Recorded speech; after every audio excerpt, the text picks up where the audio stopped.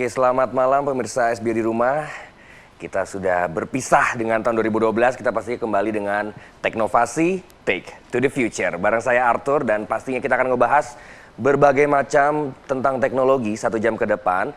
Dan yang kalau untuk tahun 2013 ini kita akan membahas sesuatu yang bisa membuat pikiran kita fresh. Membuat pikiran kita bisa terbuka lagi dan bisa dioprak-aprik lagi. Karena kita akan ngebahas yang namanya hacker. Kayaknya orang-orang di rumah kalau ngomongin hacker, iya BBM saya kemarin habis dihacker, ya kan? Biasanya kayak gitu-gitu. Itu bisa dibilang juga salah satu hacker juga karena menyalahgunakan sesuatu dengan yang namanya sebuah cyber. Karena itu adalah sebuah cybercrime juga dan banyak hal yang bisa kita kutik-kutik dari sana. Tidak hanya sesuatu yang buruk, tetapi ada juga yang baik dari sana. Kita bicara-bicara dengan Pak Wawan ini. Oke, selamat malam Pak Wawan. Kita pastinya di teknologi. Makin seger ya tahun 2013, makin seger ya Pak Wawan. Semangat baru, kebahagiaan baru, dan terutama pola pikir baru. Nah, luar biasa. Pak Wawan tuh dari awal selalu bicara sama saya, kita nggak boleh yang namanya selalu berdiri dan tetap di pikiran yang sama. Kita harus merasa tidak aman, dan kita harus berpikir baru. Yang penting pikiran kita Pak yang fresh Pak ya. Fresh dan baru. Nah, dan orang-orang yang selalu fresh itu kemungkinan besar adalah orang-orang yang hacker-hacker itu Pak ya. Iya. Jadi orang melihat sesuatu sistem yang mereka rasa itu sistem yang tidak baik, sistem yang kurang oke, keamanannya kurang terjamin, akhirnya mereka mencoba menghack. Gitu Pak ya. Bisa dikatakan begitu, tapi sebenarnya esensialnya adalah semua hacker pasti kreatif. Betul. Kalau nggak kreatif tidak mungkin dia coba-coba. Nah, dia coba-coba itu namanya udah kreatif. Orang kreatif biasanya berpikir lain. Tidak mungkin orang kreatif itu berpikir stuck atau linear, tidak. Tapi dia biasanya menjebol stagnasi berpikirnya sendiri terlebih dahulu. Kemudian dia mencoba menganalisis sistem keamanan situs-situs lain dan melihat kelemahan dan kemudian entah apa yang dilakukan. Betul, dan berarti kalau kita definisiin sendiri, seorang hacker itu pasti kreatif. Tapi kalau definisi asli nih Pak, seorang hacker sendiri itu apaan sih? Mungkin beberapa pemirsa di rumah masih ada yang belum tahu, hacker itu apaan? Saya dari yang saya pelajari bahwa pertama kali resolusi tentang hacker itu dibawakan oleh Richard Stallman dari MIT. Tapi konotasinya bukan negatif, bukan merusak, tapi konotasi positif, yaitu menjebol stagnasi yang sudah ada. Zaman dahulu ceritanya revolusi digital dikuasai oleh Microsoft dan itu adalah membayar, harus semua software membayar. Richard Stallman memulai dengan istilahnya GNU, bahwa software free open license. Nah, dia menjebol dari monopoli Microsoft itu menjadi software dia minta untuk free. Jadi menurut Richard Stallman, hacker itu istilahnya menjebol segala stagnasi yang konvensional. Sesuatu yang konvensional harus dijebol dengan yang baru, ide baru. Ide-ide lama dijebol diganti ide baru. Itulah yang istilahnya etika hacker yang seharusnya yang pastinya ada gitu ya. Sama aja kayak ini ya, kayak bonek. Pertama kali bonek itu apaan, terus mungkin dengan perkembangan zaman, bonek itu akhirnya agak sedikit negatif Pak ya. Betul. Dan sama juga seperti hacker itu dulu, memang hacker itu menjebol sesuatu yang seharusnya stagnan, sesuatu yang ya begitu-begitu aja. Konvensional ya. Dan akhirnya dibuat yang baru, tapi zaman sekarang ya sesuatu yang pengen baru-baru terus, beberapa orang makin pintar, banyak crack di mana-mana, akhirnya dibobol, akhirnya jadi cybercrime Pak ya. Iya, betul. Oke, dan kalau ngomongin soal hacker sendiri, di Indonesia nih kalau ngomongin hacker, di dunia paling banyak di mana sih Pak kalau ngomongin hacker? Tentu kalau yang pinter-pinter di Amerika ya. Dulu ada yang namanya Kevin Mitnick, itu lumayan terkenal. Dan dia sempat dipenjara beberapa tahun ya. Tapi sekarang kelihatannya direkrut oleh FBI. Sebenarnya beberapa waktu yang lalu saya membaca FBI barusan dijebol. Tapi saya masih tidak terlalu percaya karena kemungkinan FBI menyediakan satu server yang lain yang memang khusus untuk supaya orang kecelek. Jadi yang asli tetap disimpan, ini yang cadangannya. Saya baca beberapa waktu lalu, kira-kira belum sampai ada seminggu FBI dijebol oleh seorang hacker. Dan hari ini saya baca situs SBY dihack, di-deface oleh seorang hacker dari Jember. Tapi dia remote dulu dari Amerika, baru dari Amerika dia mencoba menjebol situsnya SBY. Oke. Seperti itu. Bukan dari Jember Utara pasti Pak ya? Nggak tahu ya itu ya. Bisa jadi. Jember Utara itu harus dijebol juga itu. Kalau nggak dijebol ya berbahaya, Pak. Tapi kalau ngomongin soal hacker-hacker, ada juga istilah yang saya sempat dengar adalah namanya cracker. Jadi kalau hacker kan orang yang menghack sesuatu, kalau cracker itu orang yang meng-crack sesuatu. Bisa dijelasin nggak, Pak? Siapa tahu ada sedikit perbedaan atau mungkin banyak sekali perbedaannya, Pak? Hacker itu awalnya konotasinya positif. Kalau cracker ini sebenarnya yang negatif itu cracker. Termasuk dulu saya sekitar tahun 1990 tahun 2000 itu kebanyakan menjebol kredit card. Untuk orang Indonesia pakai kredit card yang udah udah ada listnya, kemudian dipakai belanja di Amerika, di Eropa untuk aneh-aneh, beli Harley Davidson, untuk beli apa aja lah seperti itu. Itu kalau cracker biasanya seperti itu, konotasi negatif, melakukan sesuatu menjebol yang istilahnya crime. Tapi kalau hacker ini sebenarnya tidak, menjebol segala sesuatu yang stagnan dan konvensional. Perbedaannya terutama ada di situ. Seharusnya kalau hacker sama cracker bedanya benar-benar adalah negatif. Cracker itu untuk kepentingan pribadi sendiri. Kalau hacker mungkin dia kepentingan pribadi karena dia tidak puas terhadap sesuatu yang sistem itu, tapi bisa membuat orang lain juga lebih berguna, Pak ya? Iya, betul. Oke, tapi kalau ngomongnya soal cracker, ada hacker. Kalau cracker itu berarti menggunakan kartu kredit. Saya juga sempat ingat kalau ngomongin kartu kredit, Indonesia sempat salah satu negara yang di blacklist oleh Amazon dan juga eBay dengan pengiriman barang karena terlalu banyak juga orang-orang yang nge-crack kartu kredit zaman dulu, Pak ya? Betul sekali. Sekarang akhirnya sempat dibuka lagi ya, beberapa tahun ini akhirnya dibuka lagi, zaman dulu sempat tidak dibuka. Berarti bisa dibilang kalau orang Indonesia juga lumayan jago-jago. Dulu Indonesia terkenal paling banyak cracker kartu kredit. Kalau jago sebenarnya tidak, karena sebenarnya gini, Mas. Berarti bisa saya garis bawahi banyak kreativitasnya dari orang Indonesia ya, Pak ya? Cuman gini, sebenarnya tidak bisa dikatakan kreatif, karena kartu kreditnya sudah di-list. Kita tinggal lihat terus dimasukin. Kita bakal balik lagi di Teknovasi, tapi kita akan kedatangan tamu yang namanya adalah Pak Jamie. Nanti kita di segmen 2.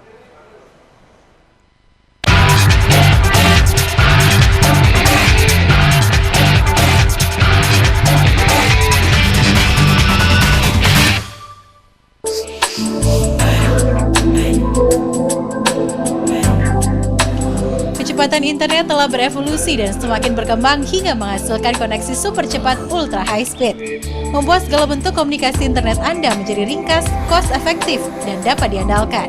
Data Utama berdedikasi untuk memberikan layanan IT dalam jenjang yang lebih tinggi dan fokus dalam seluk-beluk perkembangan teknologi modern, khususnya di segmen Internet Service Provider dan Network Access Point.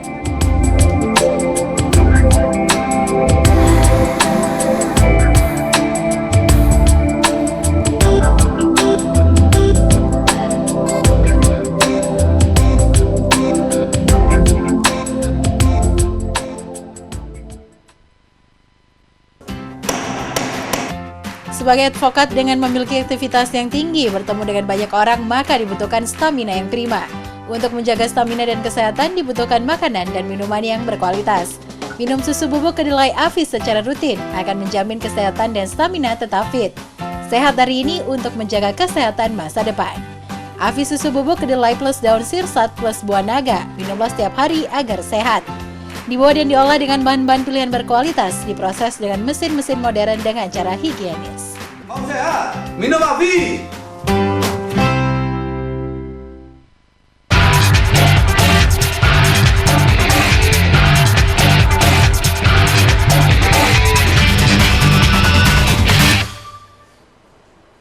Kita kembali lagi di Teknovasi, Take to the Future. Masih bareng saya dan kita sudah ditemani oleh Pak Wawan, dan tadi kita sudah janji juga akan ada tamu istimewa lagi, ada Pak Jamie, dan satu lagi yang paling luar biasa itu ada namanya Pak Aditya. Selamat malam untuk semuanya, silakan masuk Bapak, tepuk tangan dong untuk narasumber kita yang luar biasa ini.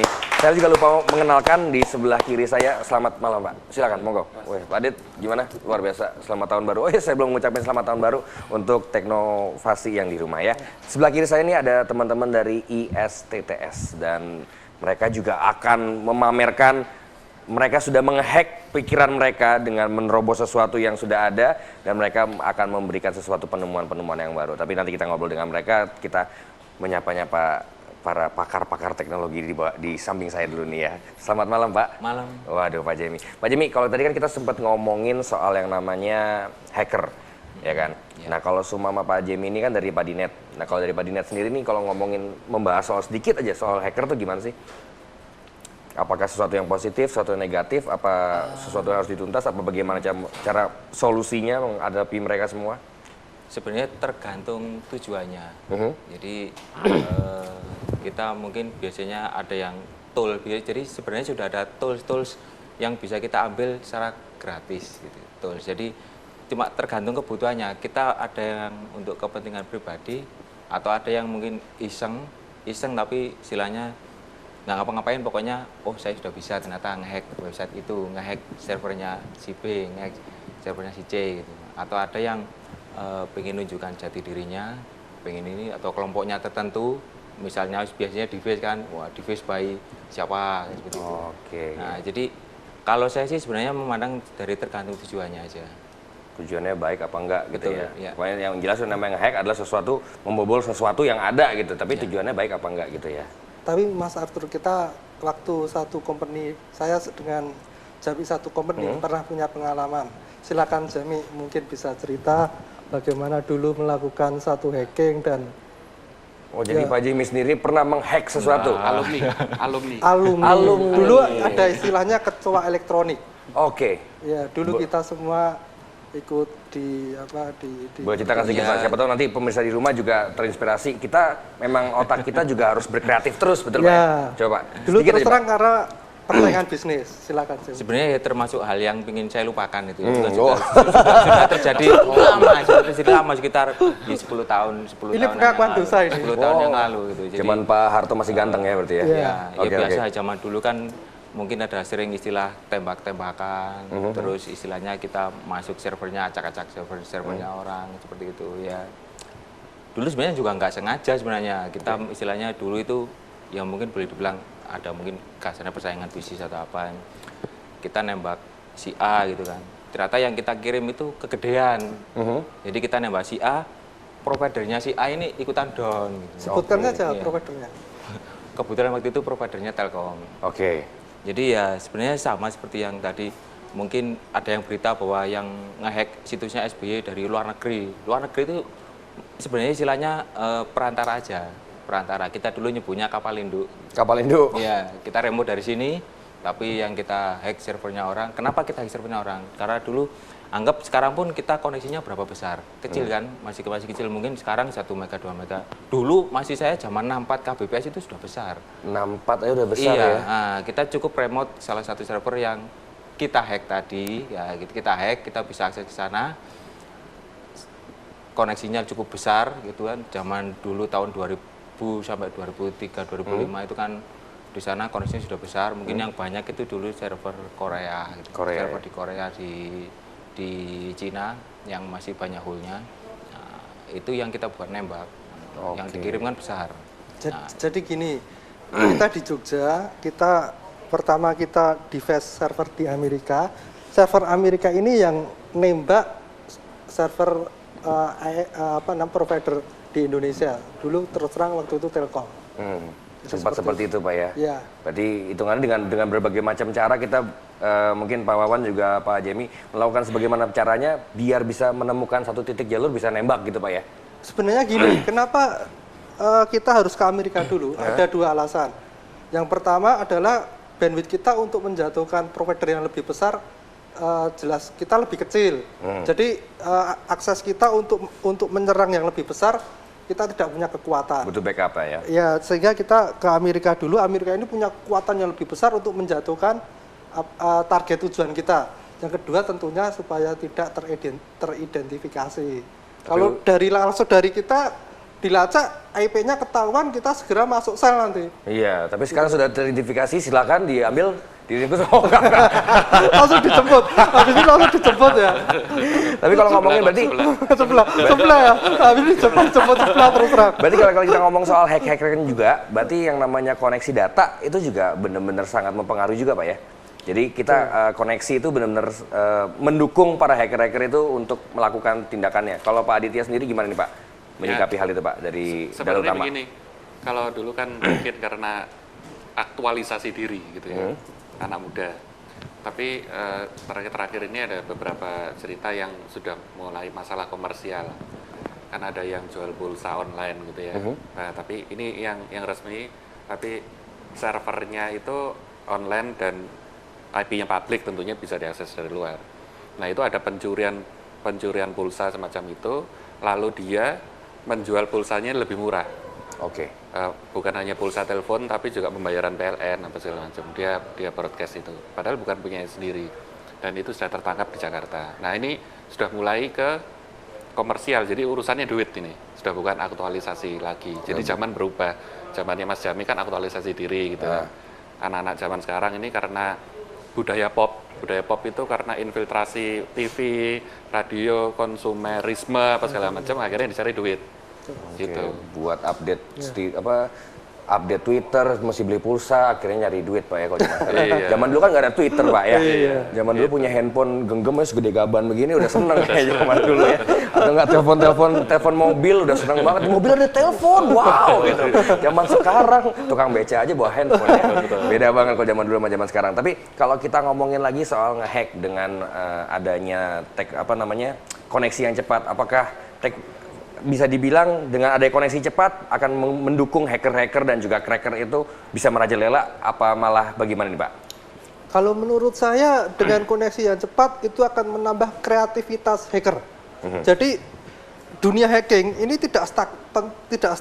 Ini justru malah menurut saya nanti akan semakin maju, semakin canggih, semakin sophisticated. Karena kecepatan internet yang tinggi, mereka bisa langsung membaca update-update terbaru dari dunia hacking seperti itu. Ini justru akan memicu hacking yang modusnya benar-benar baru. Seperti yang sekitar 1 minggu yang lalu FBI disinyalir kena hack ya, tapi saya masih belum terlalu yakin kalau itu benar-benar server aslinya dari FBI ya. Betul. Masa FBI sampai sembrono itu, saya mikir masih half lah, setengah-setengah lah. Masih. Mungkin kalau dari teman-teman ada yang mau bertanya, silakan. Ini adalah Pak Joni. Silakan Pak Joni. Oke. Sekedar sharing aja mungkin kalau yang namanya hacker itu ada dua ya, namanya white hat hacker dan black hat hacker. Ya. White hat and black hat. White hat dan black hat. Seperti tadi di-mention bahwa ada yang ke arah kartu kredit itu yang disebut dengan carding. Itu yang black hat. Atau yang white hat. Salah satunya yang sempat pengalaman aja, saya adalah konsultan teknologi informasi yang biasanya mengaudit soal keamanan jaringan. Nah, biasanya kita mengaudit itu dengan beberapa level Pak, seperti tadi disebutkan ya, ada beberapa leveling. Sampai mulai dari yang menggunakan level agak pinter sampai level paling goblok. Nah, kok ya celakanya, level paling goblok biasanya paling gampang tembus. Betul. Caranya paling goblok adalah dengan yang namanya social engineering. Betul. Jadi saya menggunakan line telepon internal perusahaan, saya telepon mbaknya operator, mbak permisi saya dari IT-nya, tolong mbaknya kemarin dapat password apa ya? Mbaknya ngomong passwordnya ke saya, ya kan? Itu nggak perlu teknologi apa-apa, itu cara paling gampang sepertinya ya. Jadi memang benar sekali diomongin bahwa hacker itu bagaimana kita berpikir out of the box, bagaimana kita menemukan jalan atau jalan kelinci sedikit pun aja bisa kita exploit sebesar-besarnya gitu. Nah. Mungkin sekedar saya lempar aja, mungkin ada pertanyaan dari saya gini. Sebenarnya kita punya peluang itu karena salah setting. Kalau dari network security ya, kita ngomong kontennya network security. Kita punya peluang itu yang pertama karena salah setting, yang pertama itu. Ataukah karena memang bugs atau security hole?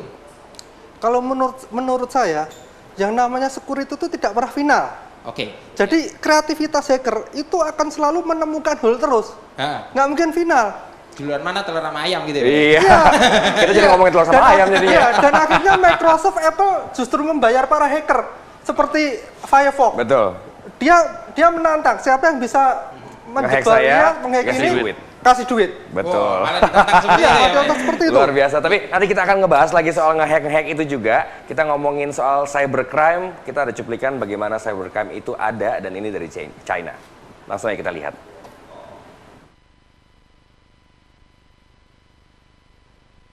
Menurut Ketua Dewan Komite Kongres Intelijen, kepentingan ekonomi Amerika berada dalam bahaya. Pada sidang Kongres lalu, perwakilan Mike Rogers menuduh rejim Tiongkok melakukan serangan cyber yang mengincar kepentingan Amerika Serikat. Serangan mata-mata ekonomi Tiongkok mencapai batas yang tidak bisa ditoleransi. Aliansi kami di Eropa dan Asia akan mengkonfrontasi Beijing dan meminta mereka menghentikan pembajakan ini. Rejim Tiongkok selalu menyangkal tuduhan ini, tapi menurut Rogers, sudah rahasia umum bahwa Tiongkok ada di balik semua serangan hacker. Bicara saja pada analisis sektor swasta dan mereka akan mengakui rejim Tiongkok berada di balik semua serangan cyber ini. Menurut Rogers, perusahaan yang terkena serangan cyber takut jadi sasaran pembalasan jika mengadu ke pers. Setelah mengalami bisnis yang sulit dengan rejim Tiongkok, Google mengaku telah menjadi sasaran hacker di sana. Para hacker mencoba memperoleh software Google beserta identitas email para aktivis HAM Tiongkok.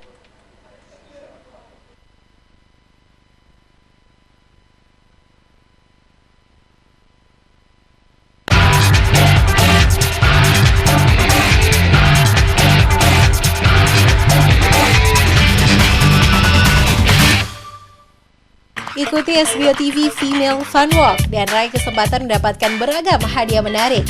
13 Januari 2013 di lapangan Convex Grand City, Surabaya. Untuk info lebih lanjut, hubungi nomor berikut.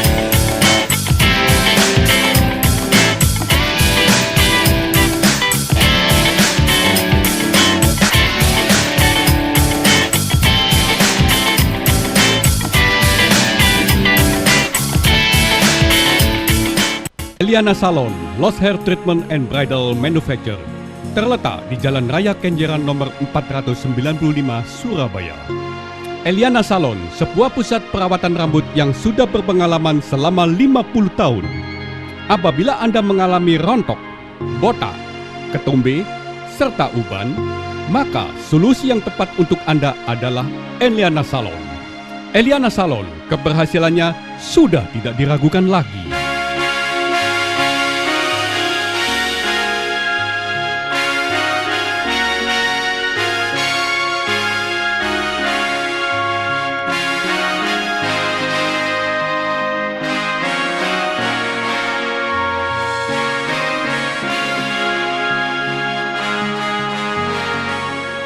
Datang dan buktikan sendiri di Eliana Salon, Jalan Kenjeran 495, Surabaya.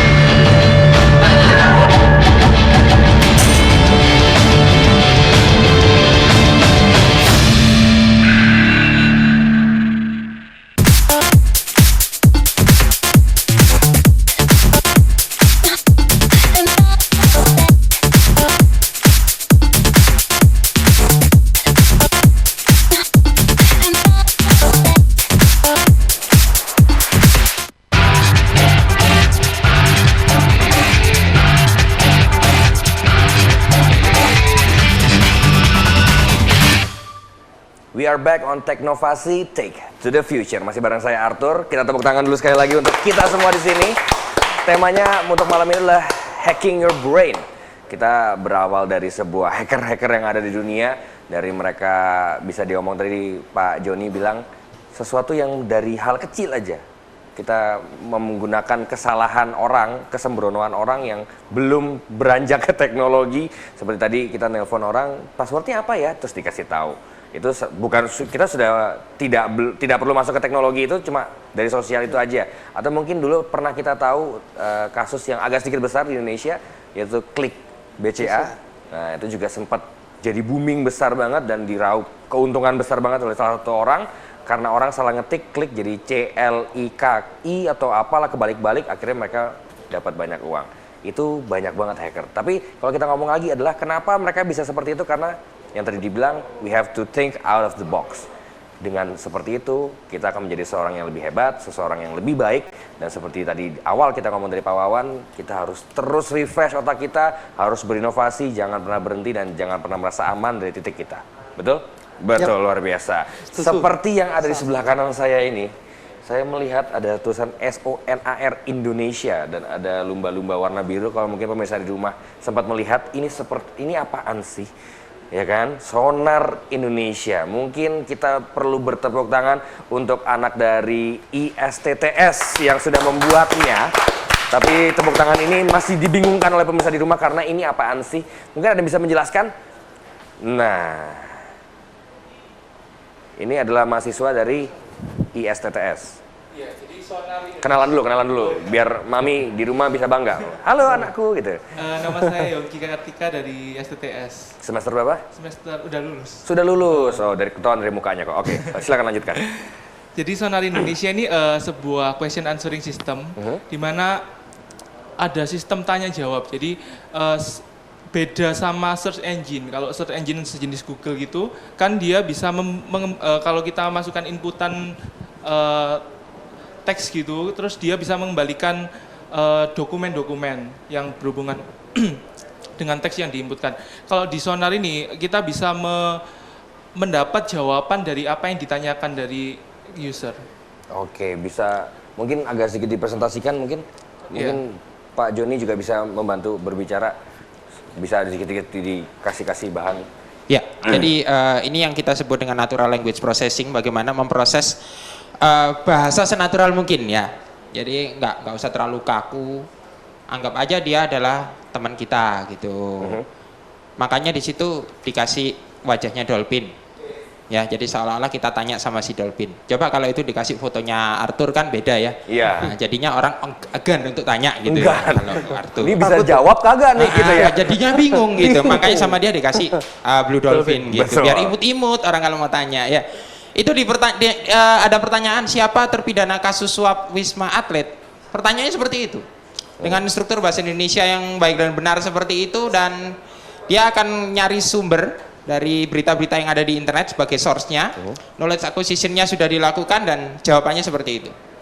Oke, bisa kita lihat ada jawabannya Nasarudin. Bisa turun sedikit? Angelina Sondak. Angelina Sondak. Iya.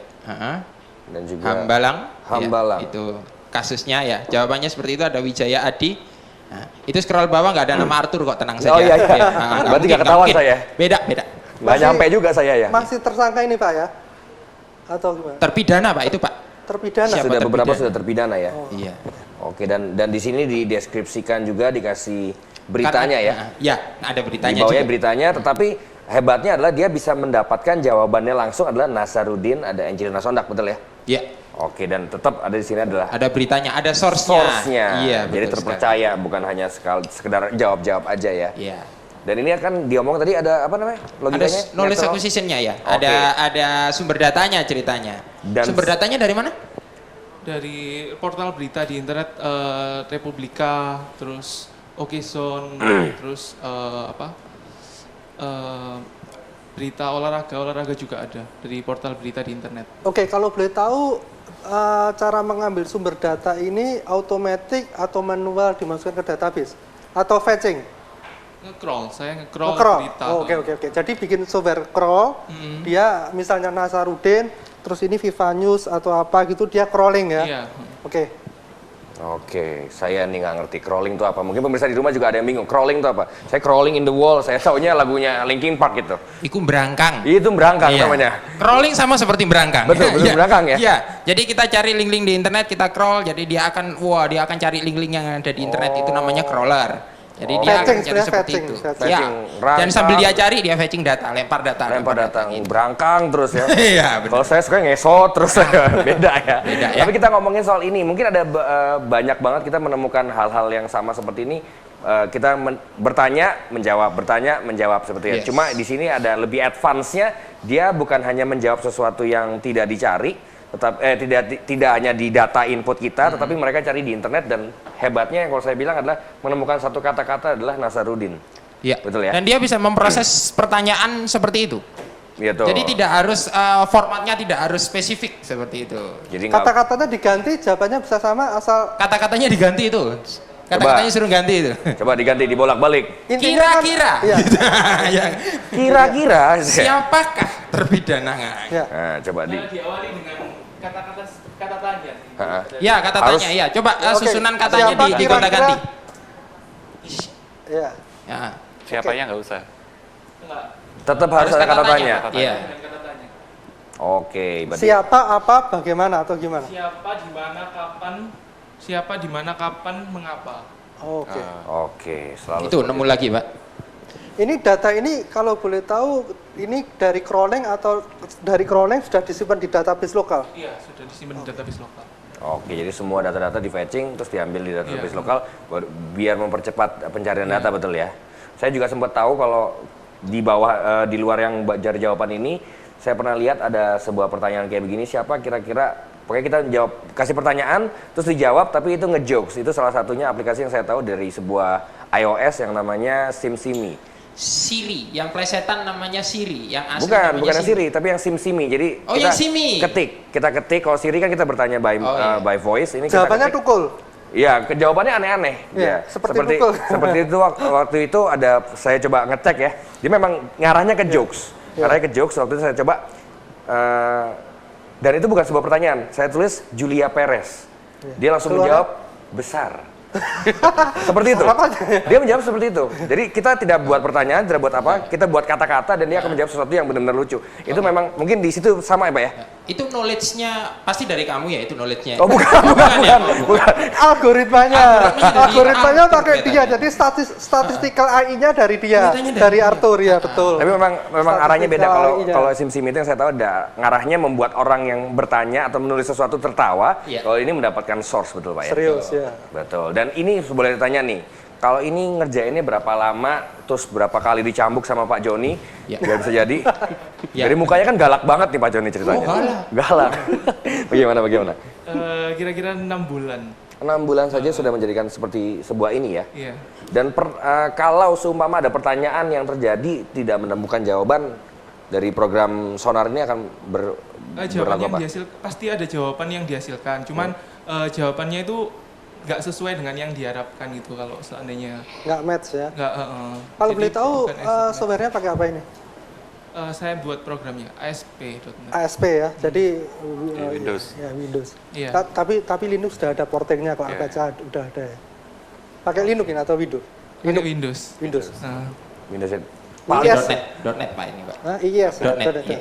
Pakai .NET. Paling susah dari kayak gini apaan sih yang terjadi dan ditemukan membuat program sonar Indonesia? Paling susah gambar dolphinnya. Oh iya, wah luar biasa. Karena anak IT bukan anak desain ya. Susah. Bagaimana nih?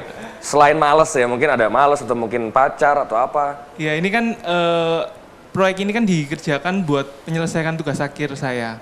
Terus waktu ini dalam tempo yang segitu saya ngerjakan itu yang susahnya dari pendeteksian. Dari kalau Nasaruddin itu dideteksi sebagai nama orang, terus kalau Surabaya nama tempat, terus kalau kalau apa ya lain misalnya tanggal sebagai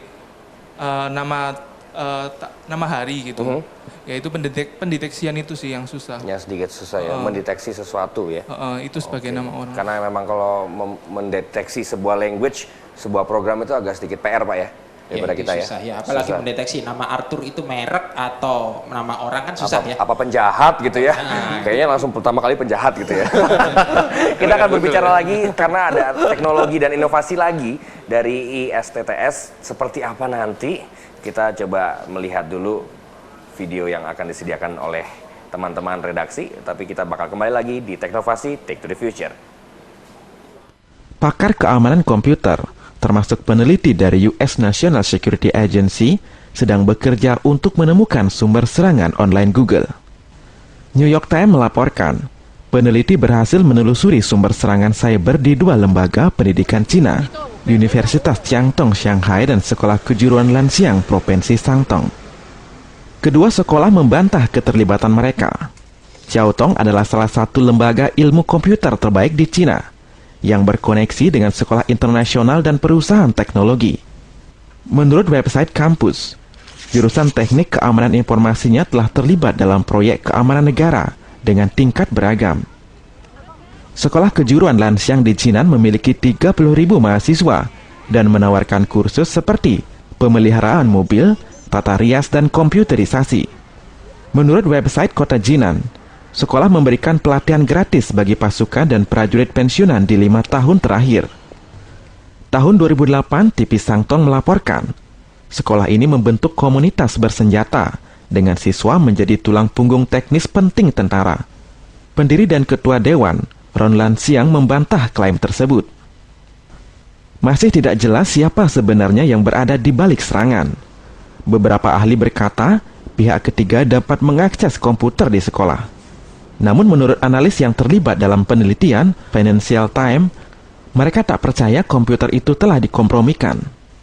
Para peneliti mengatakan, serangan cyber ditujukan untuk mencuri rahasia dagang, kode komputer dan email para aktivis HAM Cina. Hal ini mungkin dimulai awal April tahun lalu. Google telah mengumumkan serangan mungkin berasal dari Cina dan mengancam akan meninggalkannya.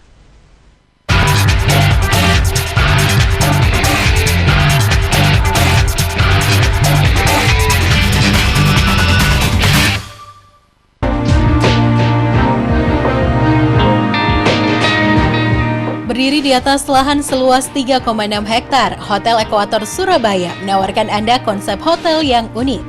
Dikelilingi dengan taman tropis dan konsep kamar bungalow, sangat cocok bagi Anda dan keluarga maupun urusan bisnis. Selain Anda dapat menikmati suasana pedesaan di jantung kota Surabaya, Hotel Equator juga menawarkan fasilitas yang lengkap di setiap kamarnya.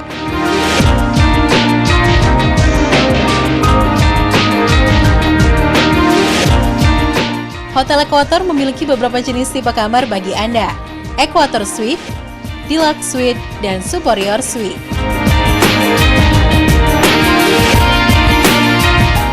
Yang istimewanya lagi, tamu akan diantar ke kamar hotel dengan menggunakan golf cart. Tunggu apa lagi, segera kunjungi Hotel Equator, the Business and Family Resort Hotel.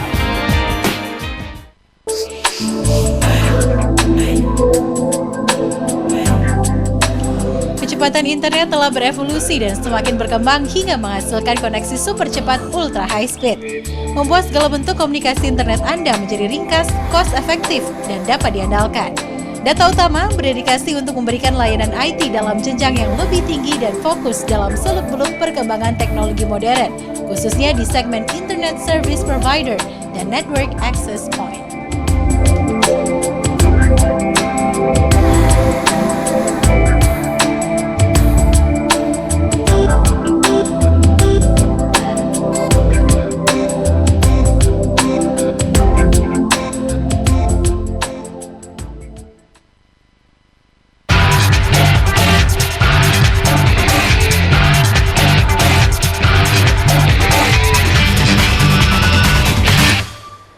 Terima kasih pemirsa SBO, masih bersama dengan Teknovasi, Take to the Future. Masih bareng saya Arthur, ada teman-teman dari ISTTS dan juga ada Pak Wawan, ada Pak Jemi, ada Pak Aditya yang kita lagi ngebahas hacking your brain. Kita ngomongin banyak orang yang melakukan ngehack yang adalah tujuannya banyak negatifnya, tetapi di belakang itu kalau kita lihat, kalau nggak ada roda nggak belajar, kayak gitu kan. Jadi kalau kita nggak ngelakuin sesuatu yang inovasi, ya pastinya kita akan flat-flat aja, dan biasanya kalau inovasi itu breaking the rules bisa dilihat sebuah negatif atau enggak namanya positif. Dan juga banyak kita melihat ada orang-orang yang dulu mungkin pernah dengar virus hati, ya kan, virus heart, dan banyak banget virus-virus yang lain, ada spyware segala macam. Itu salah satu yang bisa dibilang kalau fungsi mereka itu membuat sesuatu lebih jelek, menghack atau enggak mengambil sesuatu untuk kepentingan pribadi, itu adalah black hat hacker, betul ya? Bisa akhirnya mereka membuat virus. Dan kalau kita ngomongin soal security, mungkin banyak pemirsa di rumah, iya nih banyak hacker-hacker nih, BB saya aja dihack sama teman saya, gimana caranya ya? Nah, kalau saya sih saya jewer aja temennya, besok nggak bakal dihack lagi BB-nya, ya kan? Tapi bagaimana caranya menghandle hal-hal seperti itu? Banyak juga yang akhirnya security bukan security yang di bawah ya, lagi jaga, bukan, tetapi security yang ada seperti anti spyware atau apapun itu akhirnya berkembang. Dan kita coba bertanya dengan para pakar-pakar ini. Mungkin Pak Jemi atau Pak Wawan atau Pak Aditya bisa memberikan masukan zaman sekarang ini yang namanya virus, spyware, dengan adanya mereka semua itu, apa sih yang pernah orang-orang lakukan? Mungkin menciptakan yang namanya Norton atau apa, itu seperti apa tuh? Saya agak gaptek ya virus. Virus itu apa sih? Soalnya pakai Linux mas saya. Oke, jadi nggak ada yang ngevirusin gitu ya? Okay. Belum kali. Belum kali ya. Gimana Pak? Jadi begini, Saya mungkin lihatnya dari kacamata industri ya. Dari kacamata industri itu bahwa penjual aplikasi antivirus itu berbayar gitu kan. Nah, pembuat virusnya apakah ada kemungkinan dari mereka sendiri atau itu suatu kaitan industri ya sebenarnya. Jadi dan ini ternyata luar biasa karena berapa juta ratusan miliaran juta user yang kalau antivirus itu hanya sekarang tuh kisaran di pasar ya itu antara $30 sampai $50 gitu ya. Bayangkan berapa triliun rupiah itu hampir senilai APBN kita kan gitu kan, industri antivirus itu. Jadi ini perputaran uang yang luar biasa hanya dari orang butuh keamanan. Jadi sekarang keamanan itu nggak hanya di rumah, perusahaan security itu tidak hanya di rumah, itu ada yang juga untuk company, Pak Joni ya. Gitu. Kemudian yang personal itu dijual retail gitu kan. Kalau yang di corporate biasanya memang mengarah ke corporate saja gitu kan. Dan itu industri yang luar biasa, pemainnya mungkin belum banyak gitu kan. Jadi Pak Joni berjaya gitu tapi dan ini sebuah celah bisnis baru ya kan, akan ada Pak Joni baru dan itu akan mengundang adik-adik dan teman-teman lulusan informatika makin banyak Pak ya. Sekarang itu jadi tujuan utama ya Pak ya, kalau di STS bagaimana? Tapi di universitas lain itu sekarang menduduki peringkat nomor 1, betul Pak ya? Untuk jurusan informatika. Bisnis. Bukan. Informatika. Orang masuk. Ya, orang masuk. Karena ada jurusan macam-macam Mbak, ya mesin, elektro, apa segala macam. Itu sekarang menduduki peringkat nomor 1. Karena industrinya berkembang. ya? Iya. Apakah benar Pak Joni? Iya benar. Jadi memang jurusan informatika kalau zaman dulu orang masuk informatika ditanyain Iya, kan, tanya apa? kamu kenapa kok milih informatika gitu kan? Bayangannya, aduh bisa bikin game gitu kan. Kalau saya beda kan. Kalau saya mikirnya, kenapa kok kamu masuk informatika? Oh, saya mikirnya di sana pasti saya jadi paling ganteng gitu kan. Saya mikirnya seperti itu dulu gitu loh. Oke. Iya. Sampai sekarang ternyata tidak terjadi ya? Tidak terjadi juga. Gitu. Oke. Nah, kalau sekarang memang orang melihat potensi pasar bahwa bisnis yang dikerjakan oleh orang IT itu wow, bisa bikin duit gitu ceritanya. Saya sempat ajarkan ke mahasiswa saya seperti ini, Pak. Kamu masuk informatika dari semester 1 ya, kamu harus punya grand design sehingga ketika kamu lulus, kamu tidak hanya mengantongi ijazah, tapi kamu punya sebuah source code yang sudah kamu build dari semester 1 sampai lulus, dan source code ini menjadi masterpiece kamu yang bisa kamu jual dengan harga miliaran rupiah. Ya, Itu. biasa, Pak. Jadi Ya. kalau biasanya orang kuliah pola pikirnya hanya saya untuk ijazah tok. Betul. Endingnya dia akan jadi pegawai, nggak lebih dari itu. Betul. Tapi ketika dia punya pola pikir seperti itu saya lakukan Pak. Jadi saya semester 1, saya bikin katakanlah pertama itu kerja praktek, workshop gitu ya tugas-tugas kuliah yang kecil-kecil. Itu saya punya grand design, saya nantinya harus punya source code ERP, Enterprise Resource Planning, sebuah software besar. Tapi kan dari kecil-kecil Pak, jadi semua yang saya kerjakan selama saya kuliah itu nyambung. Ketika saya lulus, saya punya sebuah masterpiece. Masterpiece ini yang sampai sekarang saya pakai sebagai core bisnis saya, seperti itu. ya. Nah, itu saya ajarkan ke murid saya mulai dari semester 1. Masalahnya saya juga ngajar di anak-anak yang semester 6 atau semester 7. Saya bilang, kalau 6 atau 7, berapa tahun kamu sudah sia-siakan hidupmu? Ya kan? Kamu nggak punya apa-apa sampai sekarang gitu. Ya. Oke Mas, mungkin Boleh, saya boleh. bisa tambahin. Dulu sebelum ada revolusi fisika dan digital, kita biasa terkena jargon bahwa perusahaan-perusahaan yang paling kaya di dunia adalah perusahaan SDA, sumber daya alam, Freeport atau minyak. Tapi setelah terjadi Exxon, setelah revolusi kuantum mekanik kemudian mengakibatkan revolusi digital tahun 1968, kira-kira tahun sekitar segitu ya, IBM membuat komputer dan Bill Gates membuat visi komputer di setiap meja. Forbesian 10 besar ini rata-rata orang-orang digital Silicon Valley, Bill Gates, Sergey Brin, kemudian Mark Zuckerberg, terus kemudian Larry Page,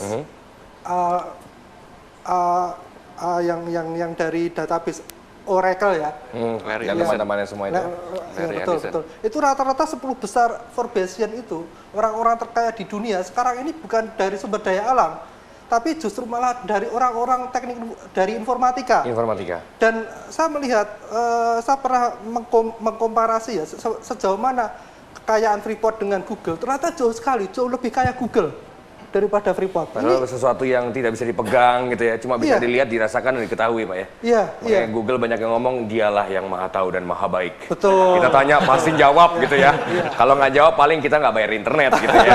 Baru dia nggak jawab. Tapi kita ngomongin lagi hack your brain. Nanti karena ada satu lagi inovasi dari teman-teman ISTTS yang luar biasa. Jangan kemana-mana, kita pasti akan tetap kembali di Teknovasi Take to the Future.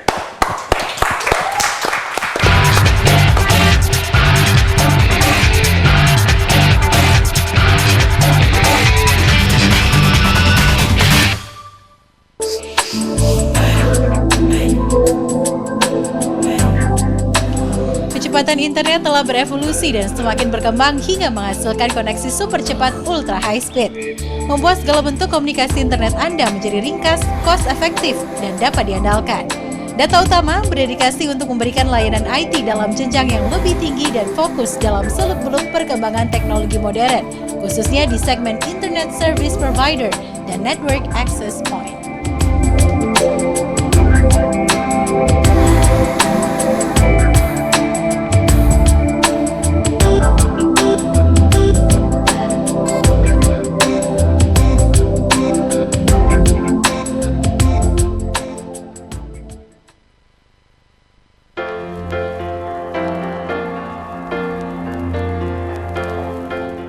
Clarudo kembali hadir dengan desain-desain terbarunya. Clarudo juga menghadirkan varian-varian terbaik untuk Anda. Saat santai, resmi, Clarudo sangat fleksibel dengan berbagai model pakaian Anda.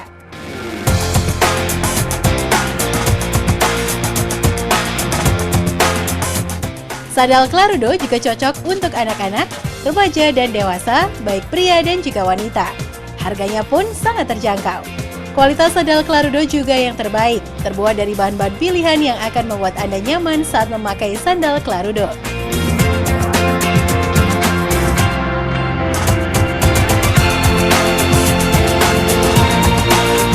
Sandal Clarudo mudah didapatkan di toko-toko terdekat dan juga dapat dipesan di hotline berikut.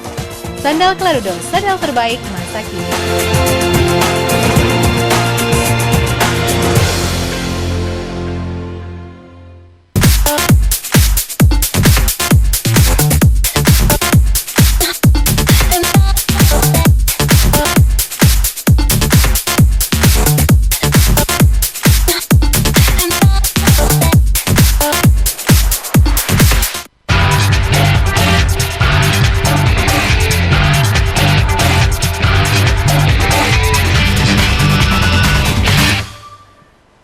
Terima kasih pemirsa SBO, kita masih di Teknovasi Take to the Future. Dan kita ngebahas soal tadi, judulnya adalah Hacking Your Brain. Kita kesampingkan yang namanya hack-hackan dan crack-crackan. Kita yang benar-benar kita bahas sekarang ini adalah bagaimana kita berpikir untuk keluar dari kotak. Dan sesuatu yang harus berinovasi terus dan terus dan terus. Tadi sudah banyak banget contohnya, banyak orang-orang terkaya, itu adalah orang-orang dari teknik informasi. Which is mereka itu adalah orang-orang yang berinovasi terus-terusan. Dan sekarang kita sudah ada contohnya yang judulnya, kalau saya nih saya nggak ngerti apa-apa, saya bacanya iMath-Lite nih ya. Tapi seharusnya adalah iMath Lite. Dan ini adalah, mungkin Lite itu ada program yang masih baru, dengan masih ringan, tapi judulnya iMath itu berarti tentang matematika dan dibuat oleh mahasiswa yang ada di Surabaya, yaitu ISTTS. Kita tepuk tangan untuk mahasiswa yang nantinya kreatif dan nge-hack segala macam yang ada di dunia, tapi yang positif. Boleh perkenalan diri dulu. Ya, nama saya Joshua Ditya Sumitro. Oke. Ini saya buat aplikasi ini sebagai tugas akhir saya di STTS. Dan aplikasi ini ditujukan untuk membuat persamaan matematika di iPad. Oke. Jadi membuat sebuah persamaan matematika di iPad. Oke. Dan ini tampilan dari iPad kita tunjukkan di sebuah televisi besar. Coba boleh disimulasikan sedikit. Jadi biasanya kita membuat persamaan matematika itu di desktop, di komputer dengan Word. Nah, begitu iPad keluar, aplikasi-aplikasi yang ada itu jarang untuk yang bisa membuat persamaan matematika. Oleh karena itu, untuk tugas akhir saya membuat aplikasi ini. Jadi kita bisa membuat persamaan matematika dengan bentuk yang bervariasi. Oke. Kurang lebih ada 135 ekspresi matematika yang bisa dibuat dengan aplikasi saya. Dan kita bisa mengkombinasikan ekspresi-ekspresi tersebut. Jadi misalnya ini ekspresinya yang bawah ini ya. Iya. Di layar ada ekspresi untuk sigma. Terus di dalamnya ada perkalian 3 kali R kuadrat tambah 1/4. Nah ini kalau mau ditambahkan misalnya log. Log berapa misalnya dimasukkan log 10. Aplikasi ini hanya untuk membuat persamaannya, tidak untuk menghitungnya. Oke. Jadi sebuah aplikasi yang membuat sebuah persamaan nanti bisa di-generate di luar gitu ya? Iya, kedepannya nanti bisa digunakan untuk aplikasi-aplikasi yang lain. Contohnya, ada satu aplikasi lagi yang saya buat, ini bisa menghitung bersama integral. Bisa menghitung integral? Equation namanya ya? Ya, jadi dari program yang sama yang saya buat di iMathLab tadi, bisa dimanfaatkan di aplikasi ini untuk memecahkan soal integral. Coba kasih saya contoh satu saja. Ini adalah salah satu contoh soal integral. Saya tampilannya membuatnya sama dengan yang iMathLab dan tampilan persamaan matematika tersebut nanti akan dikirimkan ke suatu website untuk diproses. Hasilnya akan ditampilkan di iPad. Tetap berarti dia akan mencarinya dari source dari luar tetap ya? Ya, tapi kan persamaannya dibuat dari Persamaannya dibuatnya dari iMath dan akhirnya dan ini adalah contohnya. Wow. Kita beri tepuk tangan sendiri dong. Mudah-mudahan bener ya. Kalau saya sih dikasih tahu ini bener, oke cek aja lah pokoknya. Banyak sekali angka ya. Saya keren ini bahasa Mandarin ini ternyata. Jadi, matematika. Persamaan yang dibuat tidak hanya ya untuk ditampilkan nanti kalau kemudian mau diproses seperti aplikasi ini juga bisa.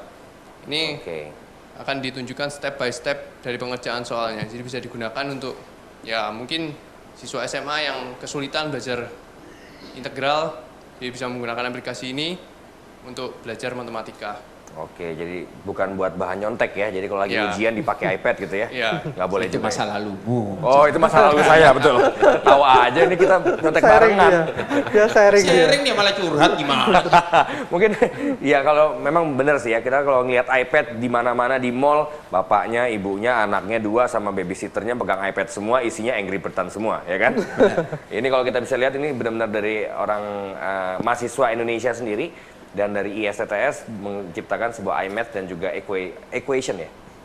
Equation betul ya namanya ya? Iya. Equation bisa mengenerate dan juga membuat persamaan-persamaan dari matematika itu menjadi sesuatu yang lebih baik. Ya kan? Mungkin dari pakar-pakar nih Pak Jemi, Pak Wawan atau Pak Aditya mau bertanya sedikit atau bagaimana?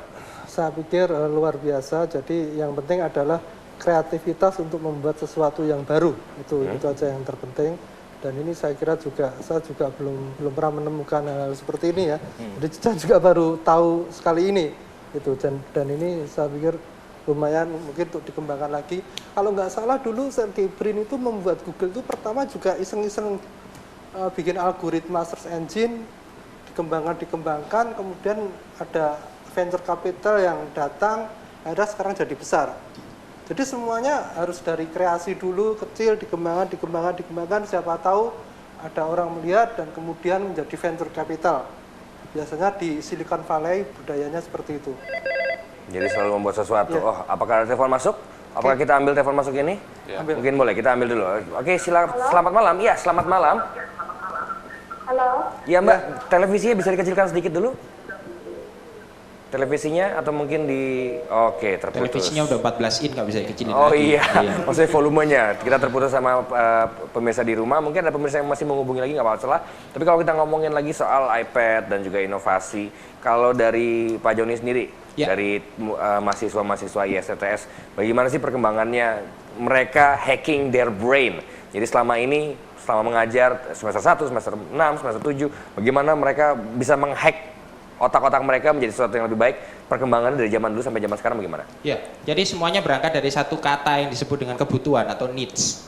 Jadi mereka harus punya kemampuan skill untuk define needs. Apa sih yang dibutuhkan dunia sekarang gitu. Dari needs itu barulah mereka akan berpikir tentang solution.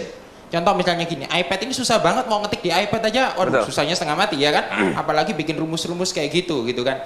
Belum ngerjain, ngetik aja udah susah kan? Nah, berangkat dari itulah dibutuhkan sebuah tools untuk membantu membuat sebuah rumus.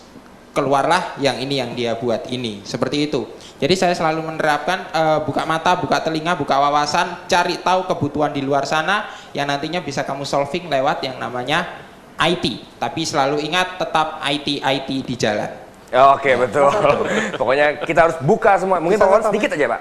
Mungkin gini, ada dua yang istilahnya kita sebut market demand dan market driven. Kalau market demand itu berdasarkan need, kita menciptakan karena ada kebutuhan. Betul. Tapi orang-orang Silicon Valley itu udah market driven. Dia menciptakan untuk sebagai kebutuhan. Jadi kebutuhan itu diciptakan. Kalau market demand, ada kebutuhan apa, kita membuat software untuk memenuhi kebutuhan ini. Tapi orang Amerika di Silicon Valley itu dia membuat sesuatu, kemudian mereka ciptakan sebagai kebutuhan. Betul. Nah itu yang mereka sudah kastanya lebih tinggi lagi, yaitu market driven. Jadi mungkin dulu kita apa sih? Dulu kita sebenarnya kita nggak perlu internet lah tahun 1980, tapi mereka ciptakan itu. Akhirnya, dan sekarang kita ketagihan. Kita butuh ya. Kita butuh. Iya, nah, kebutuhan itu diciptakan oleh mereka, itu yang disebut dengan market driven. Bahkan supir angkot aja mereka masuk Bungur Asih, check in Foursquare Bungur Asih gitu ya. Luar biasa. Kita ngomongin soal kebutuhan dari dunia, semua kebutuhan dunia, dan kita sekali lagi berterima kasih untuk teman-teman dari ISCTS dong. Kita sudah mampir ke Teknovasi ya kan, Pak Joni juga teman-teman yang lainnya, dan juga Pak Wawan, Pak Jemi, dan Pak Aditya. Tapi waktu kita sudah sangat mepet sekali, kita akan ketemu lagi minggu depan. Tapi minggu depan akan ada topik yang luar biasa juga, dan topiknya adalah teknologi informatika untuk masa depan dunia, dan kita akan melihat cuplikannya. Kita ketemu lagi minggu depan. Saya Arthur di Teknovasi, Take to the Future.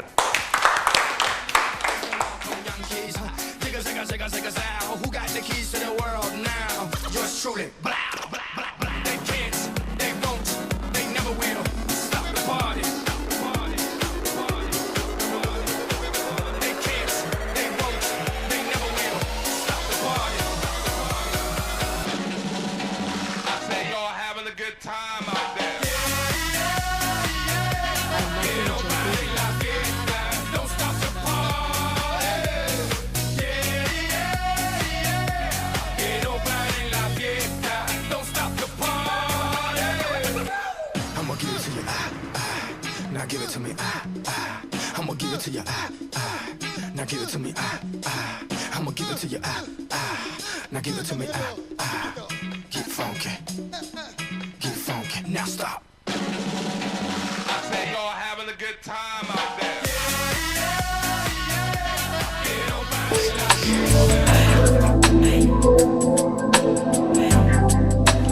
Kecepatan internet telah berevolusi dan semakin berkembang hingga menghasilkan koneksi super cepat ultra high speed, membuat segala bentuk komunikasi internet Anda menjadi ringkas, cost efektif, dan dapat diandalkan.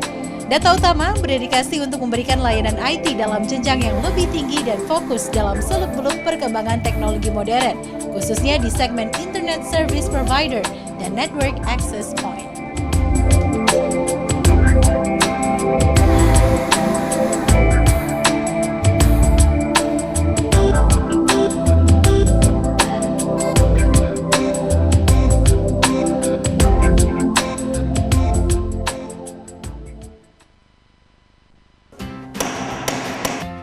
Sebagai advokat dengan memiliki aktivitas yang tinggi, bertemu dengan banyak orang, maka dibutuhkan stamina yang prima.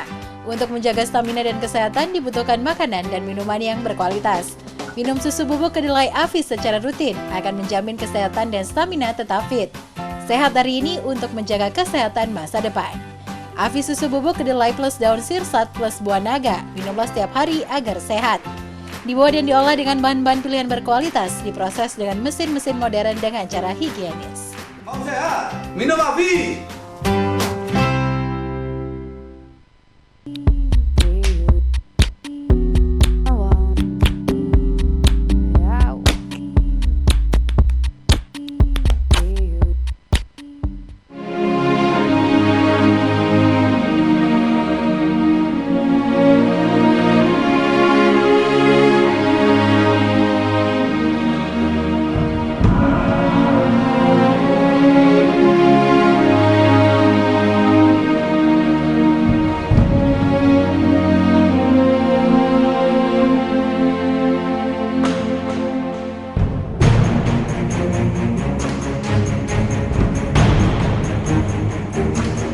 dalam industri film dan komik, DC Comics dan Marvel Comics merupakan dua rival yang selalu bersaing untuk mendapatkan hati para penggemarnya.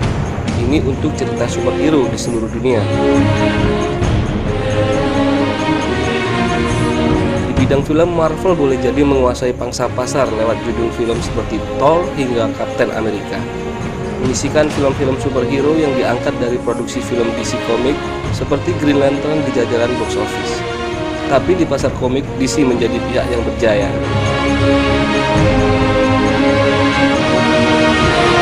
Pada tahun 2012, DC Comics yang merupakan salah satu anak perusahaan Warner Bros. Itu telah mengeluarkan kembali beberapa judul komik dengan tujuan menggebrak penjualan mereka. Hasilnya sukses pun diraih. Mereka berhasil menyisihkan penjualan buku komik sejak akhir September tahun lalu. Sedangkan Marvel sendiri hanya berhasil meraih pencapaian terbaik untuk komik seperti Ultimate Spider-Man yang berada di running 160. Serial yang menceritakan tentang kematian tokoh Peter Parker ini hanya terjual sekitar 159.355 kopi. Marvel Comics awalnya bernama Timely Publication yang didirikan pada tahun 1939 oleh Martin Goodman. Genre komik ciptaan Timely adalah superhero. Komik pertama terbitan Timely Publication adalah Marvel Comics yang diterbitkan pada bulan Oktober 1939 dan mendapatkan sambutan baik. Yang paling legendaris adalah Captain America yang pertama kali dirilis pada bulan Maret 1941 dan terjual hingga 1 juta kopi pada masa itu. Setelah Perang Dunia II, komik superhero kurang populer. Akhirnya Timely memperluas genrenya dari superhero menjadi komedi, kriminal, hingga seputar Perang Dunia. Kemudian Timely berubah nama menjadi Atlas Comics pada tahun 1951 dengan meninggalkan superhero-nya dan mengikuti genre yang laris di pasaran. 10 tahun berlalu, Atlas berganti nama menjadi Marvel. Bermula dari majunya kembali genre superhero yang dipopulerkan kembali oleh pesaingnya DC Comics. Marvel merupakan subsidiari dari The Walt Disney Company yang sepakat untuk membeli Marvel Entertainment sebesar 4 miliar US dollar. Dengan demikian, perusahaan pencipta Mickey Mouse dan Snow White itu berhak atas lebih dari 5.000 karakter komik Marvel, termasuk Spider-Man, Iron Man, dan X-Men. Sedangkan DC Comics didirikan oleh Mayor Malcolm pada tahun 1934 dengan nama National Elite Publication dengan karya pertamanya yang berjudul Fun Comic. Mayor Malcolm yang saat itu membutuhkan rekan bisnis sehingga ia mengajak Harry dan Joseph. Kemudian pada tahun 1937 terbitlah karya kolaborasi mereka yang berjudul Detective Comics. Dari komik tersebutlah tercetus nama DC Comics yang merupakan singkatan dari Detective Comics. Pada tahun 1960-an di mana industri komik superhero yang sedang menurun, DC Comics justru berhasil dengan Superman dan The Flash. Ini merupakan titik balik dari terpuruknya para superhero. Sejak tahun 1969, DC Comics menjadi bagian dari Warner Bros. Entertainment. Pada tahun 2012, dunia film mendapatkan film box office yang diadaptasi dari serial komik terkenal. Kumpulan superhero dari Marvel Comics yang terdiri dari Iron Man, Captain America, Thor, Black Widow, sukses mendapatkan tempat tersendiri di hati penikmat film. Namun selain Avenger, ada juga grup organisasi yang terdiri dari kumpulan superhero. Para superhero dari komik saingan Marvel yaitu DC Comics yang juga disebut sebagai Justice League.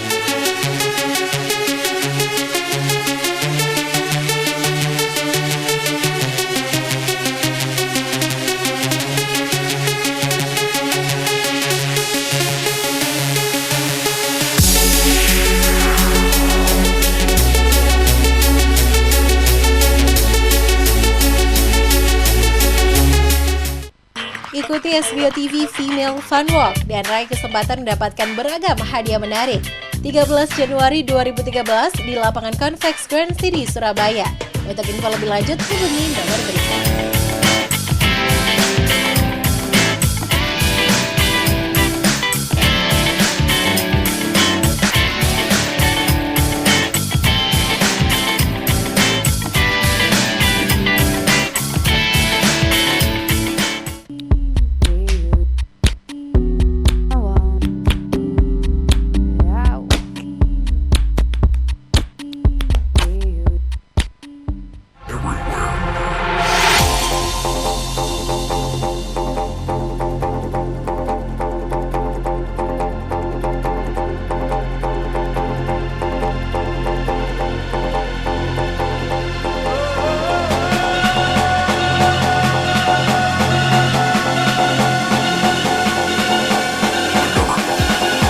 Masih banyak orang yang tidak tahu apa itu manga dan anime. Oleh karena itu, tahukah Anda perlu menjelaskan secara rinci apa istilah kedua kata tersebut? Manga adalah komik Jepang yang terbagi menjadi dua aliran atau jenis, yang dikenal dengan aliran shounen dan shoujo. Shounen adalah jenis komik cowok, contohnya Dragon Ball karya Akira Toriyama, di mana cerita shounen pada umumnya lebih condong terhadap kategori action, sedangkan shoujo adalah jenis komik cewek seperti Please Save My Earth karya Saki Hiwatari, yang pada umumnya cerita jenis ini lebih ringan dan halus. Pada era milenium sekarang ini, perkembangan manga di Jepang yang merupakan negeri asalnya sudah sangat pesat dan tak usah diragukan lagi kalau di Indonesia juga banyak bermunculan. Tetapi mengapa manga produksi dalam negeri sangat sulit untuk berkembang? Bayangkan, untuk bertahan saja sudah susah. Majalah-majalah manga di Jepang biasanya terdiri dari beberapa judul komik yang masing-masing mengisi sekitar 30-40 halaman majalah itu. Majalah-majalah tersebut sendiri biasanya mempunyai tebal sekitar antara 200 hingga 850 halaman. Umumnya judul-judul yang sukses dapat diangkat untuk dijadikan dalam bentuk animasi, contohnya seperti Naruto. Beberapa manga cerita aslinya bisa diangkat berdasarkan dari novel.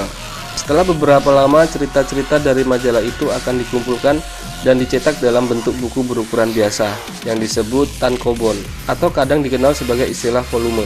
Komik dalam bentuk ini biasanya dicetak di atas kertas berkualitas tinggi dan berguna buat orang-orang yang malas untuk membeli majalah manga mingguan. Dari bentuk tankobon inilah manga biasanya diterjemahkan ke dalam bahasa-bahasa lain. Rata-rata mangaka di Jepang menggunakan style sederhana dalam menggambar. Hampir semua manga digambar serealistis mungkin. Biarpun gambar karakternya benar-benar sederhana, para mangaka menggambar sederhana khususnya pada bagian muka, dengan ciri khas mata besar, mulut kecil, dan hidung sejumput. Ada juga gaya menggambar lolicon ataupun shotacon. Tidak semua manga digambar dengan sederhana. Beberapa mangaka menggunakan style yang realistis, walaupun dalam beberapa elemen masih bisa dikategorikan manga.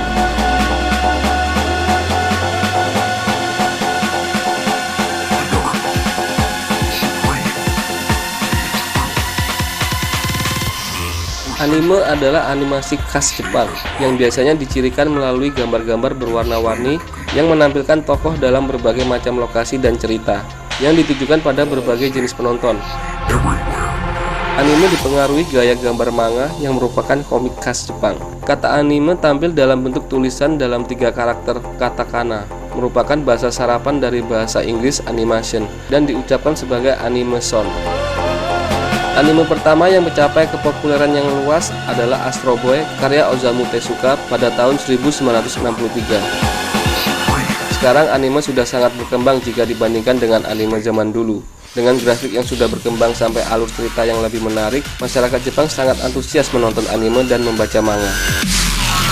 Dari anak-anak sampai orang dewasa, mereka menganggap anime itu sebagai bagian dari kehidupan mereka. Hal ini yang membuat beberapa televisi kabel yang terkenal akan menampilkan film anime. Sekarang anime menjadi sebuah bisnis yang menggiurkan bagi orang-orang. Pembuat anime itu sendiri disebut animator, dan para animator bekerja pada sebuah perusahaan media untuk memproduksi sebuah anime. Di dalam perusahaan itu terdapat beberapa animator yang saling bekerja sama untuk menghasilkan sebuah anime yang berkualitas. Tidak sedikit orang yang pergi ke Jepang untuk belajar mengenai pembuatan anime. Ini karena tertarik setelah melihat berbagai